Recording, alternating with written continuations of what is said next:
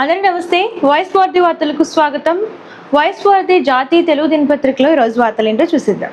ఈరోజు మెయిన్ పేపర్లో న్యూస్ చూసుకున్నట్లయితే మెట్రో మళ్ళీ మొదటికి, మెట్రో తొలి దశ స్వాధీనం, రెండో దశ విస్తరణపై మరోసారి అధ్యయనానికి కేంద్ర నిర్ణయం, ఎస్బీఐ క్యాప్స్ సంస్థతో అధ్యయనం, ఆ సంస్థ ఇచ్చే నివేదిక ఆధారంగా భవిష్యత్ కార్యాచరణ, ఐడిబిఐ నివేదిక అటకెక్కినట్టేనా, గందరగోళంగా మారిన స్వాధీన ప్రక్రియ, రెండో దశ నిర్మాణ డిపిఆర్లో అనివార్యమైన మార్పులు, ఉగ్రవాదం సైబర్ ముప్పులపై ఉక్కుపాదం, బ్రిక్స్ దేశాలకు ప్రధాని మోదీ కీలక సందేశం, బ్రిక్స్ దేశాల జాతీయ భద్రతా సలహాదారులతో సమావేశమైన ప్రధాని మోదీ ఉగ్రవాదం సైబర్ భద్రతా సవాళ్లను ఎదుర్కోవడంలో బ్రిక్స్ కీలక పాత్ర పోషించాలని వ్యాఖ్యలు. 2026లో బ్రిక్స్ కూటమికి భారతదేశం అధ్యక్షత వహిస్తోంది. గతంలో 2012, 2016, 2021లో కూడా అధ్యక్షత వహించగా ఇది 4వసారి.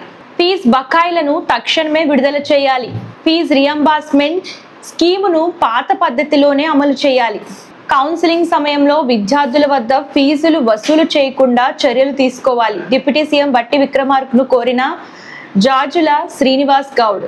ఫీజుల రియంబర్స్మెంట్ పథకాన్ని అమలు చేయడం ప్రభుత్వం బాధ్యత, త్వరలోనే సానుకూల నిర్ణయం తీసుకుంటాం అంటూ బట్టి వ్యాఖ్యలు చేశారు.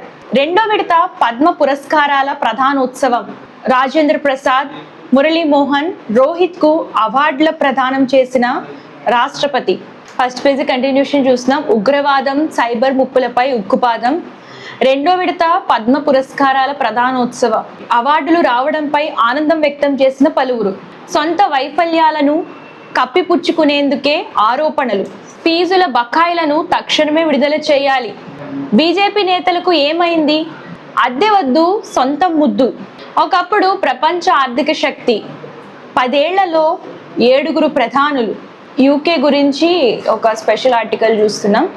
బీజేపీ చీలిక రాజకీయం, మరస్పర్శ మానవ స్పర్శను మించగలదా, చీలిక దిశగా సమాజ్వాదీ పార్టీ, బాదం పప్పులు ఇలా తిన్నారంటే బంపర్ బెనిఫిట్స్, అల్జైమర్స్ ముప్పు ఆడవారికి ఎందుకు ఎక్కువ, టీ ఇలా తాగుతున్నారా, దానిమ్మ తొక్కలను చెత్తలో పడేస్తున్నారా, బంగారం ధరల్లో భారీ ఊగిసలాట, ఒరాకిల్లో భారీ ఉద్యోగ కోతలు, ఏఐ ప్రభావంతో ఒకే ఏడాదిలో 21,000 మంది తొలగింపు, ఏఐ డిమాండ్ పెరుగుదలతో గ్యాడ్జెట్ ధరలపై ఒత్తిడి, మొబైల్ ల్యాప్టాప్లు మరింత ఖరీదు అయ్యే అవకాశం, అమెరికా ఇరాన్ చర్చల్లో పురోగతి, 66 రోజుల పాటు చమురు ఆంక్షల సడలింపు, ఐఫోన్ 18 సిరీస్ పై లీకులు, టెస్ట్ కెప్టెన్స్ కి టైం వచ్చింది, ఐర్లాండ్ సిరీస్ కు నితీష్ కుమార్ రెడ్డి దూరం, అమ్మ నగలమ్మి క్రికెట్ కిట్ కొనిచ్చింది, క్రాంతి గౌడ్ భావోద్వేగం, పద్మశ్రీ అవార్డు అందుకున్న రోహిత్ శర్మ,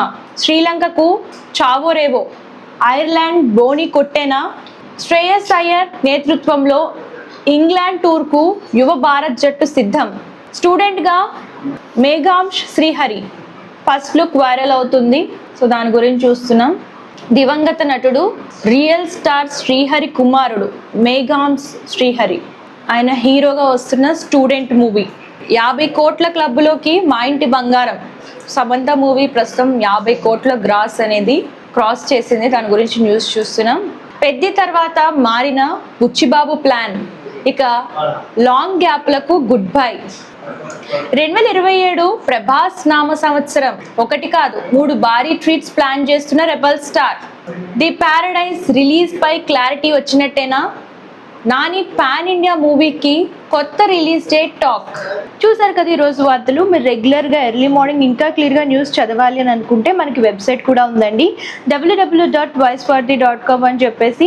ఆ వెబ్సైట్లోకి వెళ్తే ఈ పేపర్ ఉంటుంది. ఈ పేపర్ని లైక్ చేయండి, షేర్ చేయండి, సబ్స్క్రైబ్ చేయడం మర్చిపోకండి. ఈ పేపర్ ద్వారా మీరు రెగ్యులర్గా న్యూస్ అనేది ఇంకా క్లియర్గా చదవచ్చు. మీకు ఏదైనా బర్త్డే విషెస్ కావాలనుకున్నా, రిటైర్మెంట్ విషెస్ కావాలనుకున్నా, బిజినెస్ ప్రమోషన్స్ కావాలనుకున్నా, అడ్వర్టైజ్మెంట్స్ కావాలనుకున్నా సరే స్క్రీన్ పైన వస్తున్న నెంబర్కి కాంటాక్ట్ చేసేయండి. ఇవి వాటి వార్తలు. రేపటి వార్తలతో మళ్ళీ కలుద్దాం. అంతవరకు చూస్తూ ఉండండి. ధన్యవాదాలు.